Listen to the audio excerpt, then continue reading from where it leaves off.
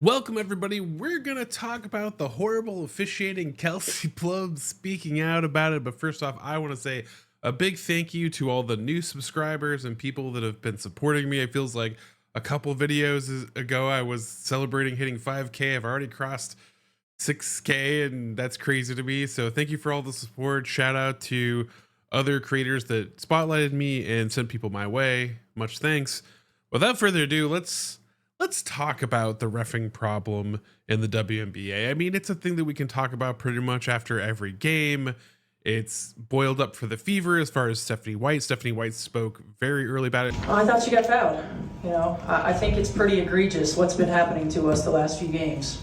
A minus 31 free throw discrepancy. And I might be able to understand it if we were just chucking threes, but we're not. We're attacking the rim.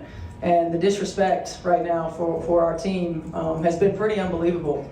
So it's disappointing, that it doesn't go both ways, or it hasn't gone both ways. Her key thing was consistency, and again, refs do not call very consistently. At least from watching closely in a lot of games, one side of the court will get calls, or they'll go really ham-fisted with it, where it's like if they call an offensive screen penalty, they'll immediately call one on the other, and it just washes out and it ruins the flow of the game.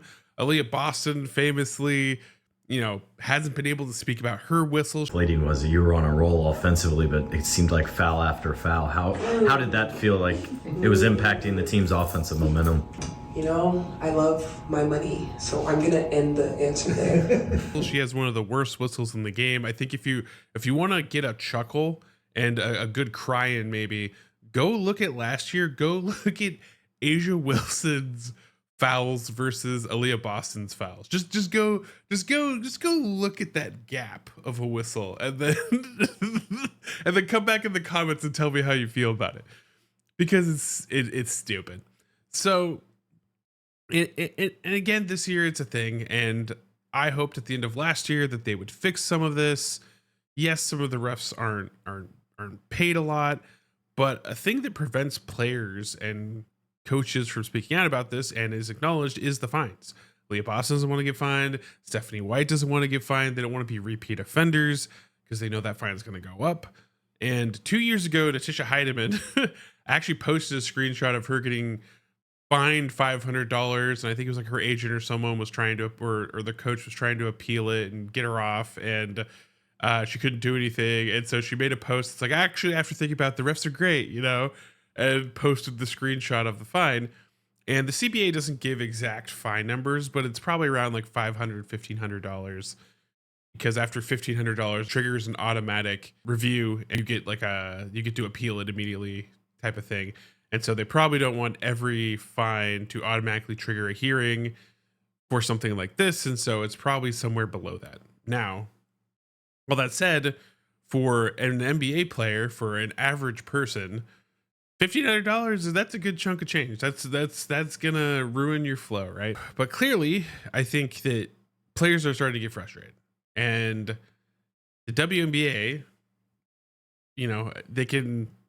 these fines kind of silence players, but eventually there's going to be players that are going to get fed up with it. If they can't afford it, they're going to speak out. And last night there was a Sparks versus Golden State Valkyries game. It was a good game. It went to overtime. The Golden State Valkyries pulled it out. The Sparks had, they were in the driver's seat at the end of regulation. They couldn't quite score. And, down the stretch, Kelsey Plum wasn't really fully hitting her shots, her deep shots. She was 50% from three, but her shooting average slumped way down as the game went on. Part of that due to what we're going to talk about. And then the other piece is Drika Hamby got rejected by the backboard twice. That probably has something to do with it. That was very unfortunate.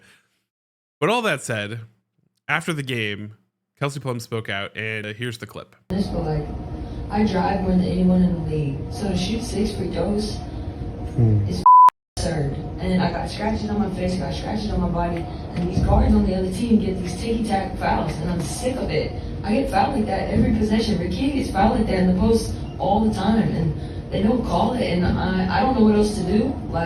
It's really frustrating though.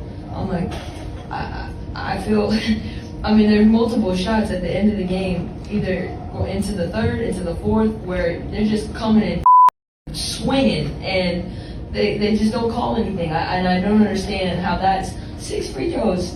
I'm playing 40 minutes, touching the paint almost every play is absurd.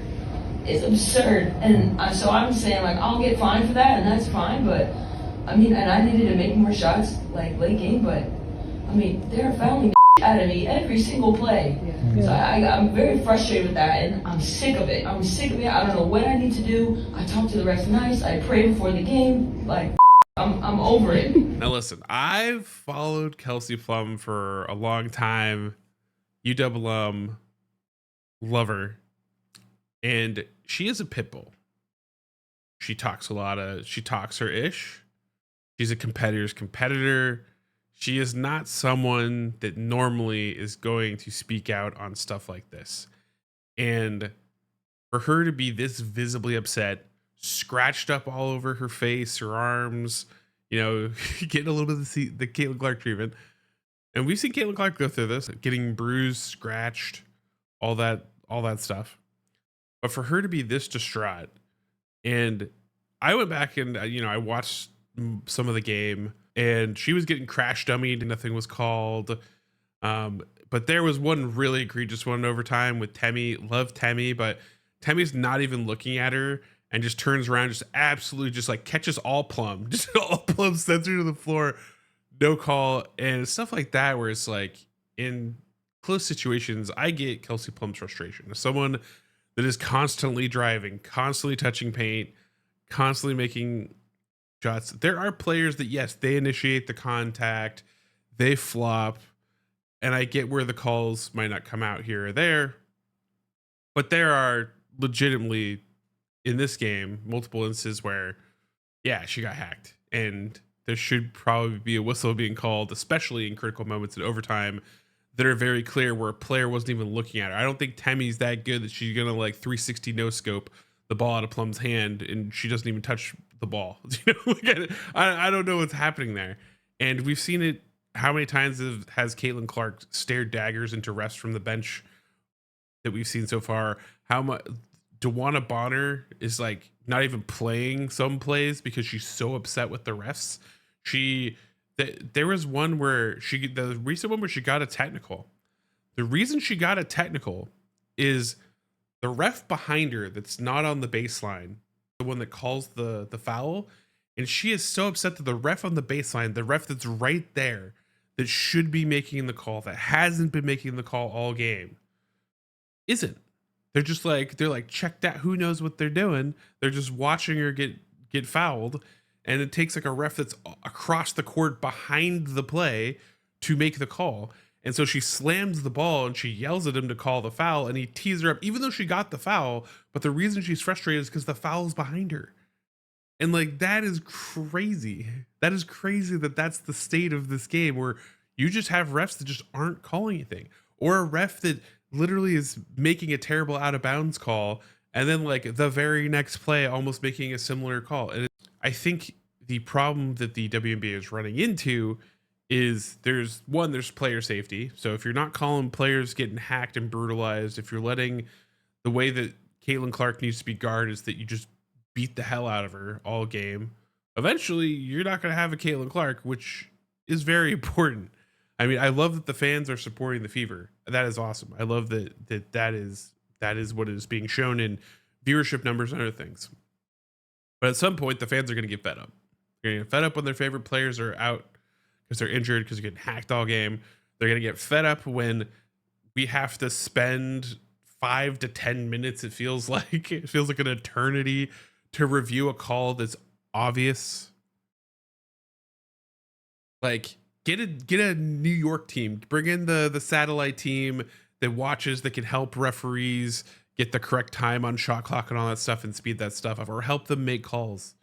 Like, get something in there so that these games aren't just like iced for no reason. And usually it's not no reason. They're iced because of incompetency, because like a very clear out of bounds call is missed, you know, that's right in front of their eyes.